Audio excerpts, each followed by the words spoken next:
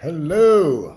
All right, I think we are set. I think we're going live here. Welcome, everybody. We'll get started here in a couple of minutes, given a little bit of time for people to jump in early here for another Think and Grow Rich, the entrepreneur's journey, as we're working on the chapter on imagination, one of my very favorites. Hope you enjoyed the chapter on organized planning, specialized knowledge. And also, Paul Martinelli, hey, check out our YouTube channel. Somebody on the team will put down the link where you can learn about the YouTube channel. All of these videos are recorded, and then they're going to be posted onto the YouTube channel. Closing in on 1,000 subscribers now, so we're excited for that. Welcome, great to have all you guys. Thanks for jumping in. Thanks for joining. We're excited. We got about 2 more minutes. Happy Easter weekend, everybody. Hope you guys are being able to have some time with your family. We're excited. Holly and I are going to have her sister and brother-in-law over. For those of you who are part of the John Maxwell team, many of you know Christian Del Rosario. He has moved to Florida, so he now lives about 20 minutes away from me. So he's going to be joining us tomorrow, kind of his first holiday in Florida, separate from his family and friends. So we're excited to be able to have Christian here. We'll get started here again in about 1 minute. We are on Think and Grow Rich, and we are on the chapter on imagination. There's a link where you can download the book for free. You can pick it up on Amazon as well, but you can download it for free. We'll put links in there for that. And then where you download it for free, there's some other free resources you can get. So you can check those out. But again, all of these are now going to be posted on YouTube. So that's where they're going to be housed. We'll pull them off of Facebook and put them on YouTube. If you guys missed the chapter, we kind of had to go out of order. So we've already done the brain and the subconscious mind and intuition. We did all of those 3 lessons all in one go with Paul Martinelli. So you can head over to the YouTube channel as well and check out Paul Martinelli's teaching with me on those. It was epic. So we are just about at the bottom of the hour. We got about 30 more seconds and we'll get started. Welcome. Hope you got some coffee and are ready to learn and grow. I am. I absolutely love this chapter. I guess I love them all, but this chapter, especially through the eyes of an entrepreneur, I think is really important. Okay, let's get started. So again, welcome for those of you who are just joining. Happy Easter weekend. My name is Paul Martinelli. I'm taking you through the book, Think and Grow Rich, in a free study through the filter of an entrepreneur's journey. I've been an entrepreneur all my life. From the time I was a little kid, I was that kid that knocked on your door asking you if I could shovel your snow, rake your leaves, collect your bottles, cut your grass. I sold light bulbs door to door. I delivered the morning, the afternoon paper. I was always hustling. At 22 years old, I started my first official business. It was a commercial cleaning business called At Your Service with the white glove touch. I had $200 and a dream. Bought a used vacuum cleaner, some Pledge furniture polish, Windex window cleaner, and I started going door to door asking people if I could clean their offices at nighttime. And basically, I was a janitor. And I did that business for about 2 years, and then I got stuck. So the business started to grow. I was earning about $20,000 a year, and then everything I was doing seemed to stop. Everything that was working stopped. I would get a new client, and then I would lose a client. I would get a new employee, and then one of my older employees would quit. I was that gerbil on this wheel, right? Taking 2 steps forward, 1 step back, and I just didn't know why. All my advertising, marketing seemed to just nothing was working. And I really do believe in God. I'm a person of faith, and I believe in divine intervention. And one day I walked into an office on US Highway 1 called this Crystal Tree Shopping Plaza. And there was an office there, and it was named Ideas and Things, which was kind of a unique office. I'd never seen an office like that. And I walked in and I met Patrick Hayes, and Patrick Hayes gave me my first copy of Think and Grow Rich. But he not only gave me the book, he said that he would mentor me through the book, word by word, sentence by sentence, chapter by chapter, and he did just that. And over the next several years, everything in my life changed. Everything changed. My business exploded. I went on to earn first very quickly. Within 2 years, I was earning $250,000. So I had 10x my income. That went on over to $1 million. My health, my relationships, everything changed. And here's the really interesting thing. I would build that business for 18 years. I sold that business in 2006. But Patrick never once taught me what to think. He never taught me anything about business. He didn't know anything about the cleaning business. He didn't know anything about advertising or marketing or hiring and firing or negotiating with suppliers, nothing. Patrick never taught me what to think. He taught me how to think. And he taught me how to think through the filter of this book. So if you are an entrepreneur, I can tell you that this book is a manual for how to think like an entrepreneur. And if you can take the lessons and the suggestions and most importantly, the instruction he gives you in this book, and if you apply it to your life, to your business, I guarantee it. I guarantee it. Your results will absolutely increase. It's interesting because the copy of the book that Patrick gave me, on the front of that copy, it said that there were 7 million copies sold. This was back in 1991. It has sold tens of millions since then. But the interesting thing is that, not 7 million people got rich. Lots of people bought the book. But many who bought the book never even opened the book. Some who opened the book read a portion of the book. Some people actually read the book but didn't do any of the exercises. Very few people actually took the book, read the book, and applied the book. James Allen said, until your thought is linked with purpose, there's no intelligent accomplishment.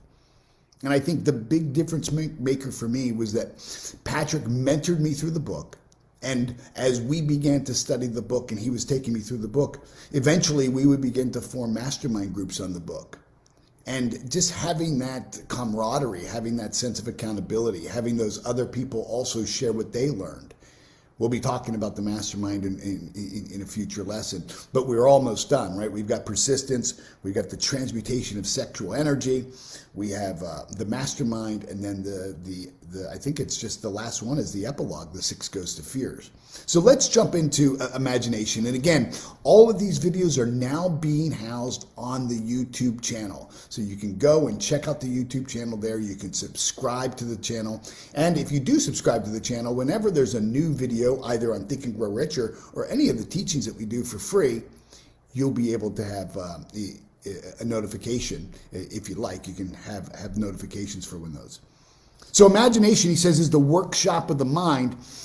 We're on page 101, line 1 through 7 here. He says, imagination is literally the workshop wherein are fashioned all plans created by man.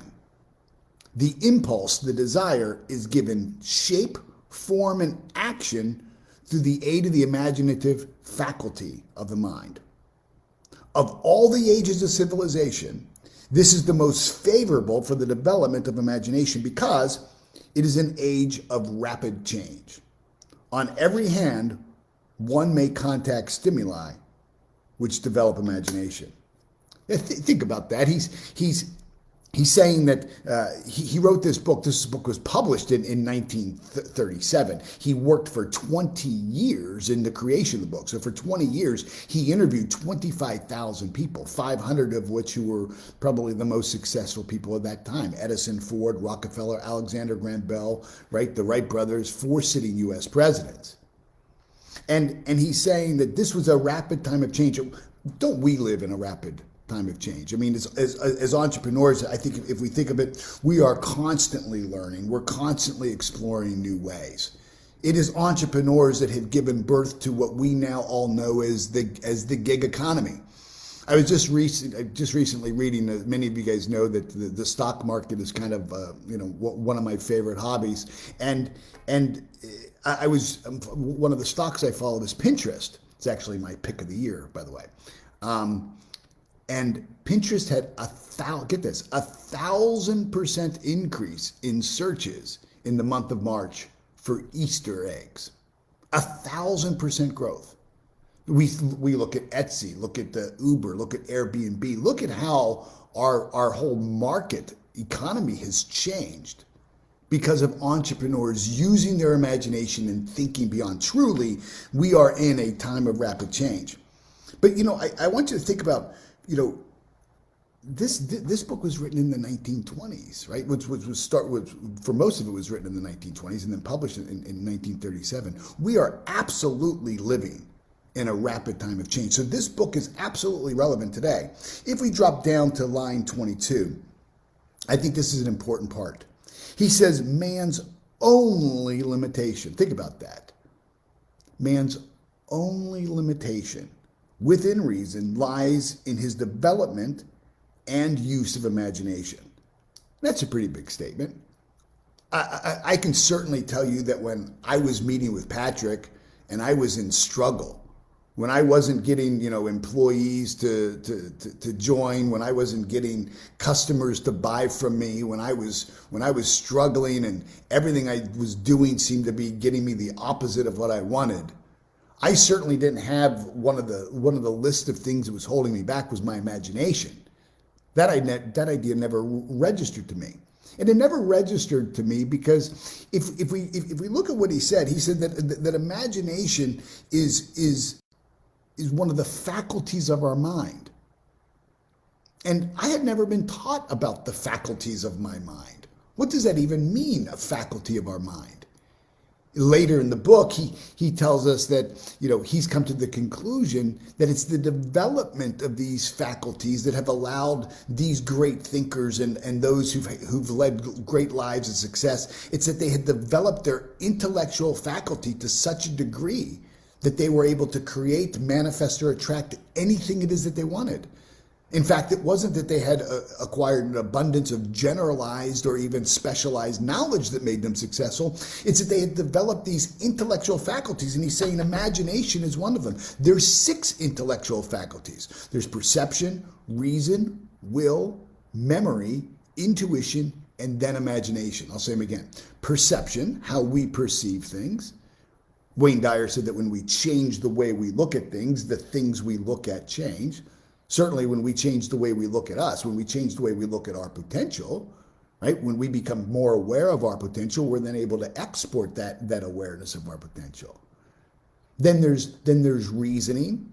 We reason 2 ways. We reason deductively and inductively. And I shared in an earlier lesson that really when we get ourselves into trouble, we start thinking deductively in our conscious mind.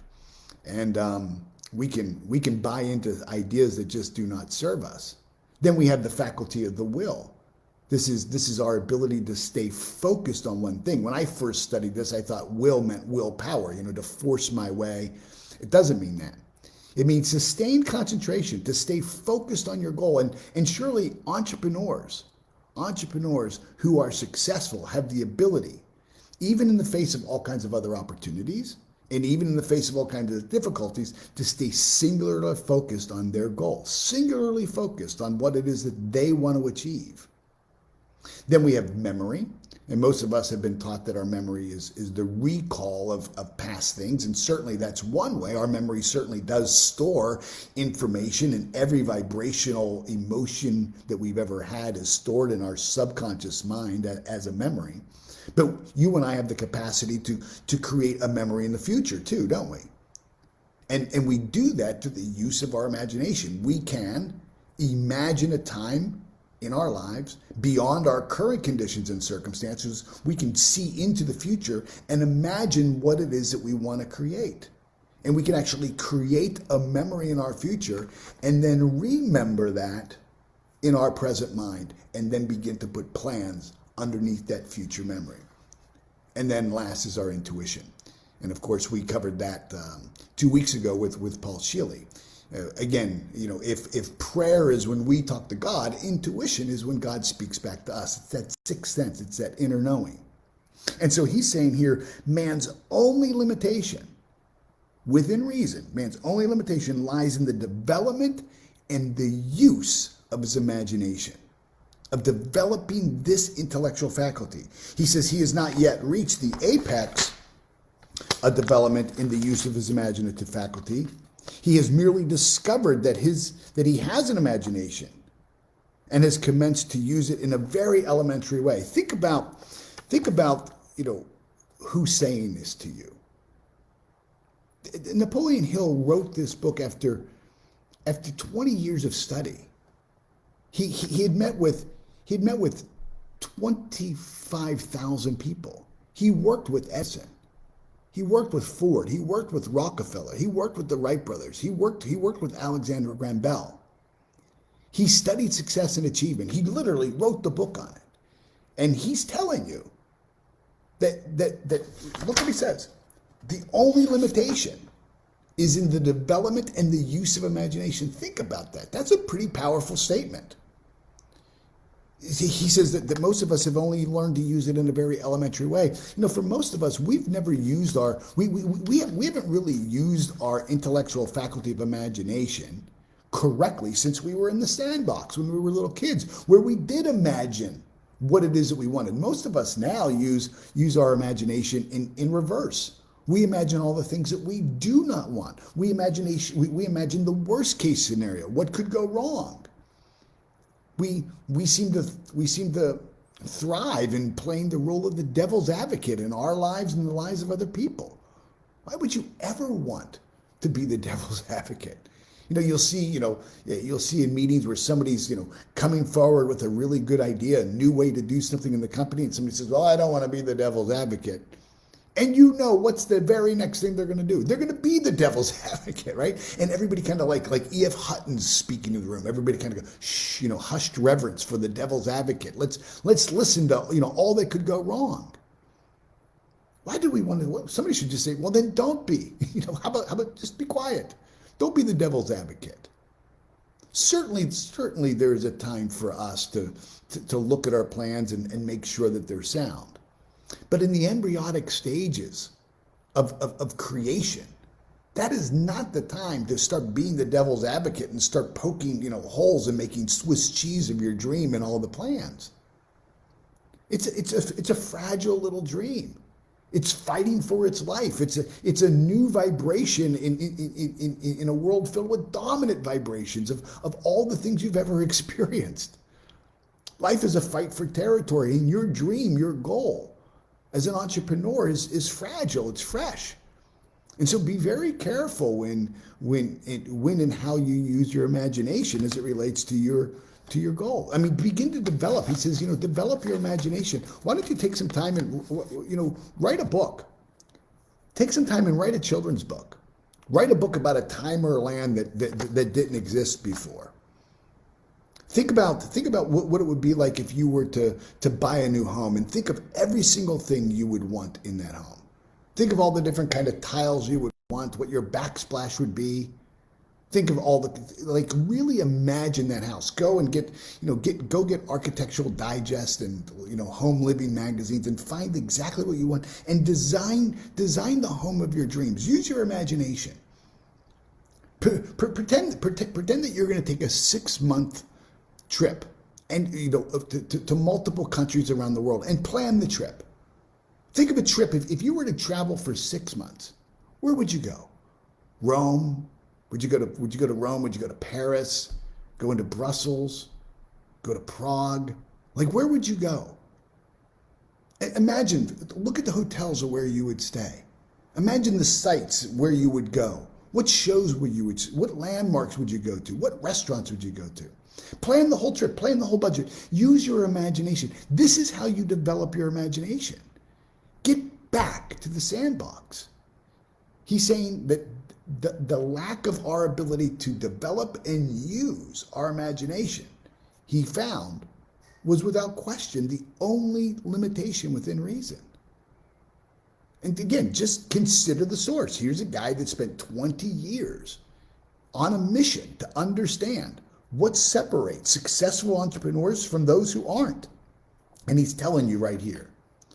He says, look, on page 103, line 53, he says, the great leaders of business, industry, finance, and the great artists, musicians, poets, and writers became great because they developed the faculty of the creative imagination. All walks of life. When was the last time you really got serious about just reflecting on how you use your imagination. You know, no doubt you use it all the time, but we just do it almost unconsciously. We're not even aware that we're doing. What I'm saying is to take the helm of thought. James Allen in the chapter on serenity says, take the helm of thought. That doesn't only mean take kind of control of the thought. The person at the helm is also directing the thought. As entrepreneurs, we've got to direct this creative energy that we have, this faculty of our mind. Remember, he said it wasn't an abundance. He's talking about Edison, Ford, Rockefeller, Alexander Graham Bell, and he says, I've come to the conclusion that it wasn't an abundance of generalized or even specialized knowledge that led them to great success or achievement. It's that they had developed and used their intellectual faculties to such a degree that they could create, manifest, or attract anything they wanted in their lives without violating the rights of other people. And those faculties of the mind, one of those, the key one, he says it's the workshop of your mind, is imagination. He says on line 56, we're on page 103. And again, all of these videos now are being housed on the YouTube channel. The link is in the comments below. You can, if you wanted to, click and have notifications when they come, when the videos are released. He says both the synthetic and creative faculties of imagination become more alert with use, just as any muscle or organ of the body develops through use. So I've just given you 3 ways that you could develop your imagination. Write a kid's book, plan a vacation, build a home. And I mean, spend time daydreaming about it, really become emotionally involved in it. He says desire is only a thought impulse. That's it. Desire is just a thought impulse. It is nebulous, ephemeral. It is abstract and of no value. Think about this. He's saying that your dream, your idea is of no value until it's been transformed into its physical counterpart. In other words, until you start to manifest it into physical form, your idea is just a really good idea. It's just a dream. It's not going to bring you the results you want until it begins to move into form. And he's saying the way you move it to form is by using your imagination. While the synthetic imagination is the one which will be used most frequently in the process of transforming the impulse of desire into money, you must keep in mind the fact that you may face circumstances and situations which demand the use of creative imagination. See, you got to think of it this way. Your dream contains the pattern plan for what it is that you want. So if you've got a dream, an idea for your business, maybe your dream is to double your income. And maybe that's your goal, and that's what you want to do. That dream has within it the pattern plan. When you have that idea in your mind, you have tuned into the frequency of its physical equivalent. You've tuned into, let's say you earn $50,000 a year. You've now tuned into a frequency that is in existence in the universe that says $100,000 a year, and you've tuned into that. Well, what's resident at that frequency is everything else that's in harmony with it.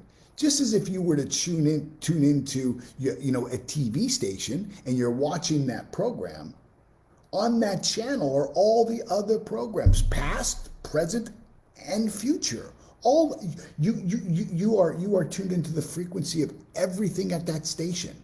Everything at that frequency, all the commercials, the advertisements, the news, the updates, the sports, the shows, everything. So I mean, we can tune into constant news, and most of it's negative. And CNN, I think, stands for constant negative news. Fox isn't much better. Everybody has an agenda. Well, you can tune into the Discovery Channel, right? But whatever you tune into, whatever frequency you tune into everything there. So your dream or your idea has the pattern plan. It has all the resources, all the connections, all the ideas are resident at that frequency. But you can't, it's kind of like if you have an acorn. The acorn has programmed in it the pattern plan for an oak tree. But until you place the acorn beneath the ground, if you put it on your desk, even though it has the potential to become an oak tree, it never will. It's not until it's placed in an environment conducive to its unfoldment that it will do that. And so your dream needs to be placed in the workshop of your imagination. You need to take this dream, this idea of doubling your income, and you need to begin to work every single day. I encourage people to spend 5 minutes every single day in the consideration of how they could double their income. It won't be long before you start tuning into ideas that could lead you to that. He says here, your imaginative faculty, this is line 64, your imaginative faculty may have become weak through inaction. Look, use it or lose it. Most people say, well, Paul, I'm just not very creative. Well, all you do is create. What do you mean you're not creative? You haven't been intentional. You haven't developed the skill. You have to develop your imagination. He says it can be revived and made alert through use. The faculty does not die, though it may become quiescent through lack of use. Center your attention for the time being on the development of the synthetic imagination, because this is the faculty which you will use most often in the process of converting desire into money. You've got to be very intentional about developing your imagination. It's not okay for you as an entrepreneur to say, well, I'm just not creative. I'm not really. Well, then get creative if you're not creative. Then develop it. Well, I'm just not really good at this kind of imagination stuff. Well, then get good at this imagination stuff. Get good at it. It will serve you. And because I'll tell you, if you don't develop it for good, in the absence of you being intentional and working with it for the positive, what begins to happen is your imagination gets controlled by, the outside world. And the next thing you know, you're worried about COVID, you're worried about the economy, you're worried about the stock market, you're worried about nuclear war, you're worried about the environment, you're worrying about everything. You're seeing doomsday everywhere. What's the point? And you're no longer building your business. You're creating plans to play defense against what could go wrong. You're not forward movement. You're building your life defensively. You'll never reach your dream. You'll never live your full potential that way. You'll never win trying not to lose. You just don't. You've got to play to win. You can't play not to lose. You can't play just to be safe. There's risks that you've got to take. And so you've got to be able to imagine what could go right. What are ways for you to be able to bring forward the resources within you? And you have resources within you. Vast resources of skill, talent, and ability. And you've got to become aware of those and direct those to your dream. He says transformation of the intangible impulse the desire, this is your dream, into the tangible reality of money calls for the use of a plan or plans. These plans must be formed with the aid of imagination and mainly the synthetic faculty. In other words, see what happens is all during our life, the power of God, I believe in God, the power of God, the power of creation, the power of the universe, the power of cosmic energy, whatever name you want to put on it. The power of potential is flowing into our awareness. Wallace D. Wattles in The Science of Getting Rich says that there's a thinking stuff. There's a thinking stuff that permeates, penetrates, and fills the inner spaces of the cosmos, and that we can use this thinking stuff and we can make ideas out of it. And that's what happens. As a person of faith, I believe that we become aware of ideas. That when we have an idea to double our income, that idea didn't come from us, it came to us. It came to us. It was a co-creative process. We didn't really think of it. We became aware of it. The idea for you to double your income, if that's your dream, had always been here, because we know that thought is just energy, right? Thought is energy. And if energy can't be created or destroyed, then the idea to double your income has already been here. You didn't make it up. You just became aware of an idea that was already here. And as soon as you became aware of that, that came from spirit. See, simultaneously, we live on 3 planes of existence. We are spiritual beings. We've been gifted with an intellect and intellectual faculties, and we live in a physical body, and we have physical senses. And so what he's talking about here is he's talking about the transformation and transmutation of energy. That in the very beginning, we become aware of an idea from an outside source, from the mind of God, from the mind of the universe. Boom! And now it's an idea. Now we have it intellectually. So it has moved from spirit now to intellect. The next natural expression for that idea is to manifest itself in physical form.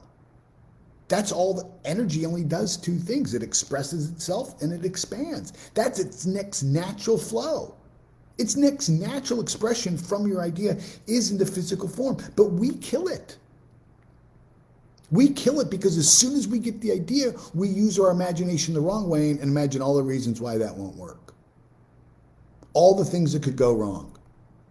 All the reasons why, we wouldn't be able to come up with the money or be able to come up with the resources or find the contacts. And we kill it. It's like a self-imposed gunshot wound to the foot. We shoot ourselves in the foot. We sabotage ourselves.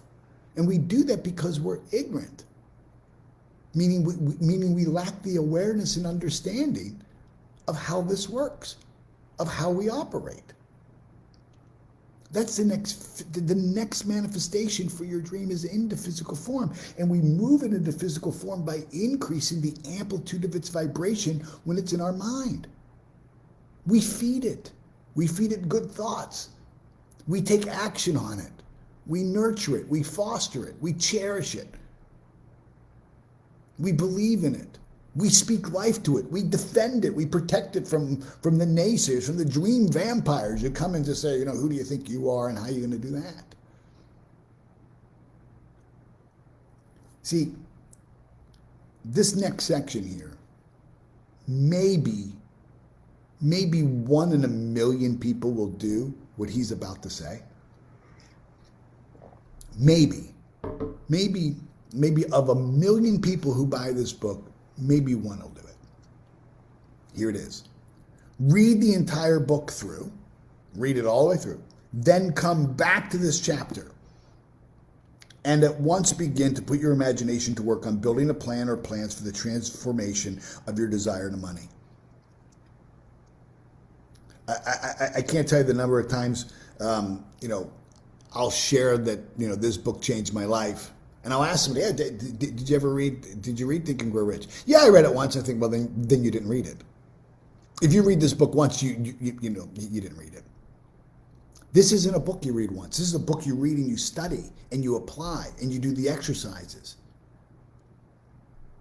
He says, detailed instructions for the building of plans have been given in almost every chapter. Carry out the instructions best suited to your needs. Reduce your plan to writing if you have not already done so. The moment you complete this, the moment you do that, you have definitely given concrete form to the intangible desire. Read the preceding sentence again. Okay, let's do that. He says, the moment you complete this, he's talking about writing out your plans, writing out your dream. The moment you complete this, you would have definitely given concrete form to the intangible desire.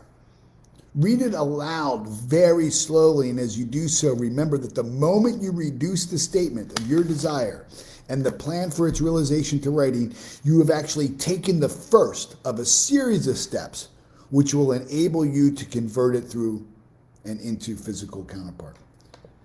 See, when you write, neurologically, there's something magical that happens when you pick up a pen, not type, but there's something like when you grab a pen, it sends a message to your subconscious mind to engage thinking. You cannot write without thinking. Thinking causes writing. And every time you write, you increase the amplitude of vibration. You become more involved. That's what it does. And what you write becomes a directive to your subconscious mind. Many of you know that I've been working with Joseph McClendon and Daniel Amen. They've hired me to help them launch a new certification program called the Brain Revolution. And they're both going to be bringing forward licensed content for speakers and teachers and trainers and coach. That event's on April 10th. And Joseph McClendon says, what you write, you invite. That is so powerful. What you write, you invite into your life. Writing is really powerful. And it's one of the steps that we take. He says, the earth on which you live, you yourself, and every other material thing are the result of evolutionary change through which microscopic bits of matter have been organized and arranged in an orderly fashion. So he's talking about this thinking stuff, that you and I live in this field of potential. So there is a field around you of potential, conscious energy that you can use. Now again, I see that as the Spirit of God. And so God is 100% evenly present in all places at all times. And so that I can communicate and work with the power of God.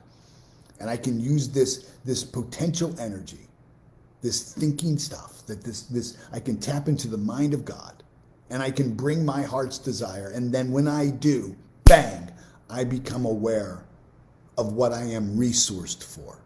See, the moment you become aware of the idea, you recognize that idea came from a source. And that source automatically resources you. It doesn't mean that, it's going to be easy. It doesn't mean that you're not going to make mistakes or failures. It doesn't mean that you don't have to work hard or sacrifice. It doesn't mean it's going to be for free.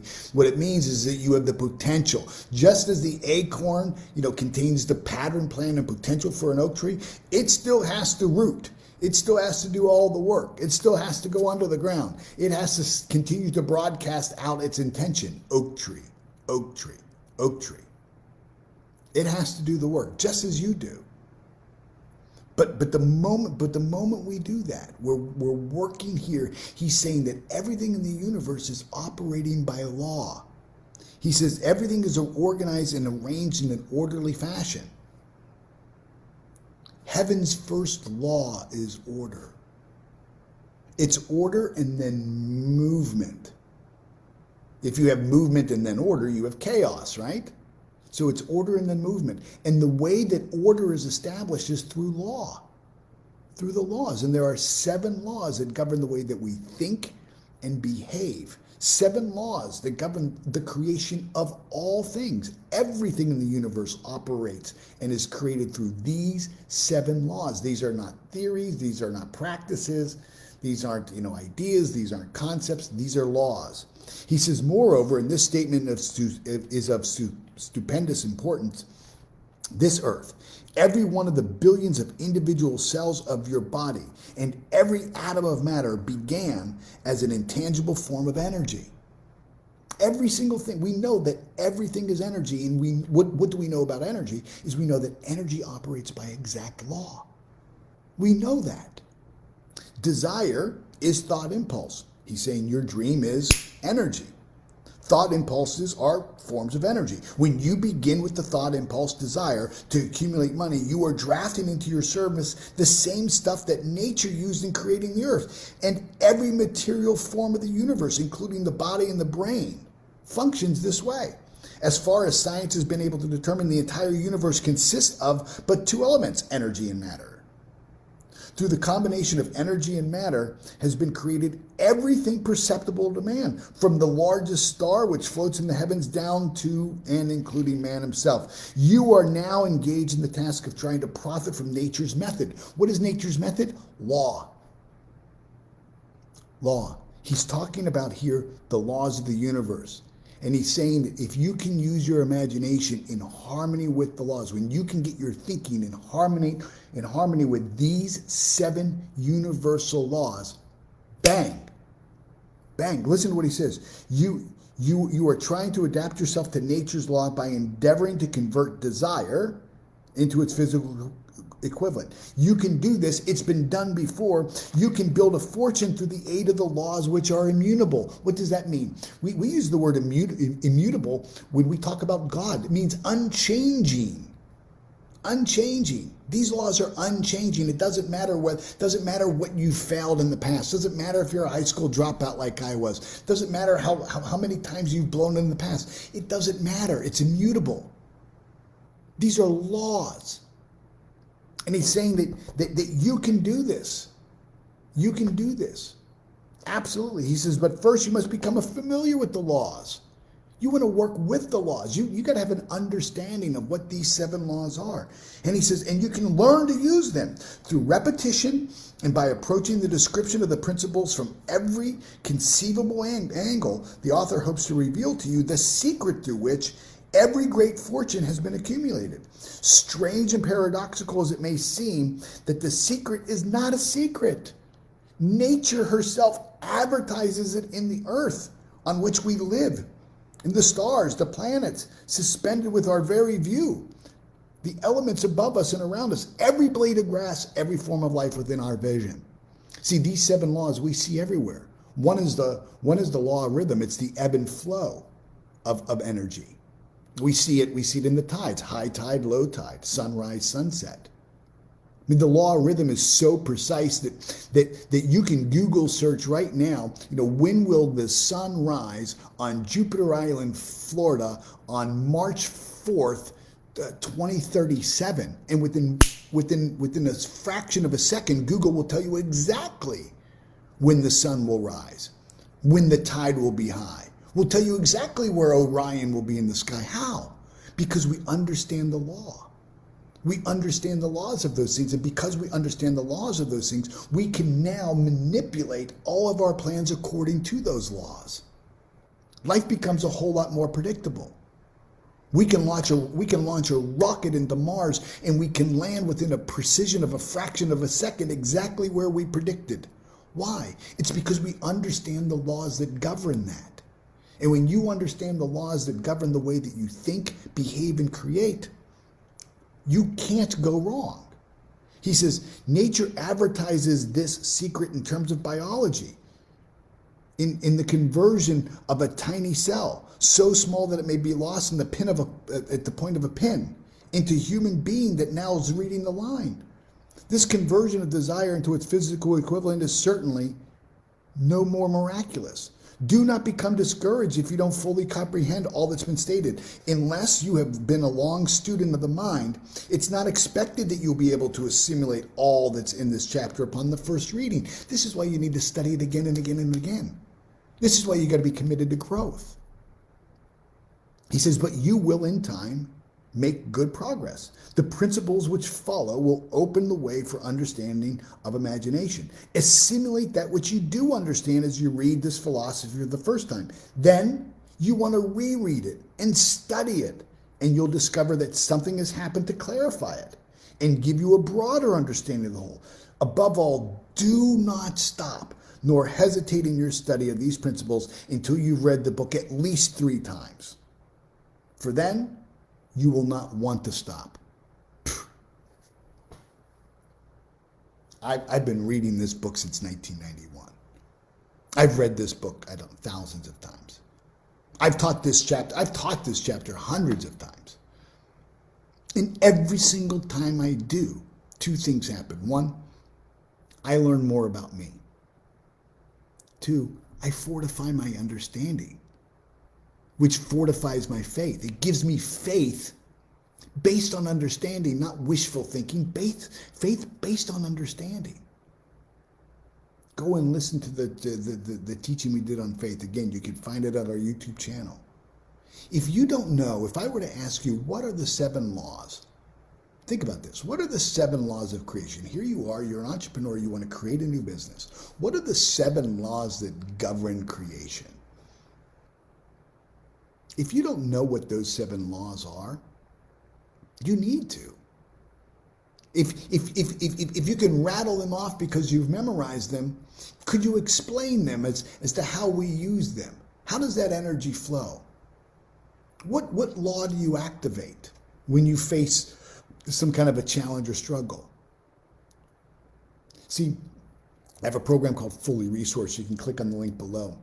It's an entire course. Take you through all seven. I think it's the only program of its kind. I don't know of any other program that takes the 7 laws and the 6 intellectual faculties and blends them together and teaches you how you think and how the law works. They're like, they're separate, but they're like colors of the rainbow. As they come together, there's no separation where one starts and the other stops. There's no line of demarcation. You want to understand the laws of your being. You want to understand how you create. You want to understand the law of gender, the law of incubation. The law of gender is the law of incubation. It lets us know, it tells us, it teaches us that there's an incubation and gestation period for all seeds. That we know exactly how long it takes for corn to manifest from a seed into where we're actually peeling corn and getting butter ready to go. That's governed by law. And your dream has an incubation and gestation period. Now, we've been able to master now our understanding because we understand the laws of creation.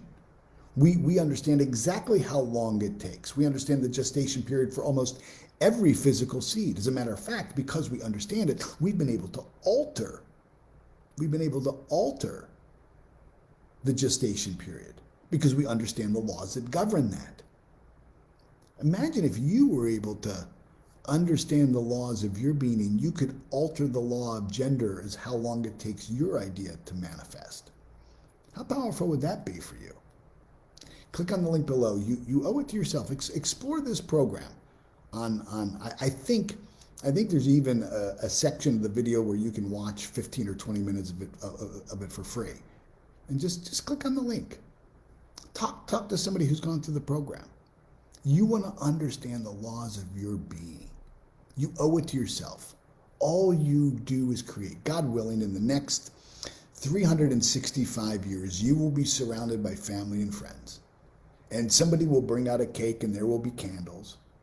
And they will sing happy birthday to you.